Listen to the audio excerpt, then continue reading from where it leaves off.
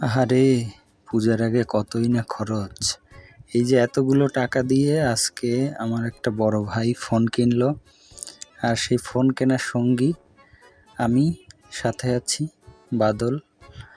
তো দাদাকে নিয়ে গেলাম হচ্ছে ইনফিনিক্সের শোরুমে। অন্যান্য সব শোরুম দেখা হয়ে গেছে এবং লাস্টে দাদাকে বললাম যে, দাদা এবার একটু ইনফিনিক্স ইউজার হয়েই দেখেন, কারণ আমি একটা ইনফিনিক্সের ফোন ইউজ করি প্রায় 5 বছর, এখনও দিব্যি সেরকমই ব্যাটারি ব্যাকআপ এবং সব কিছুই সেরকমই আছে।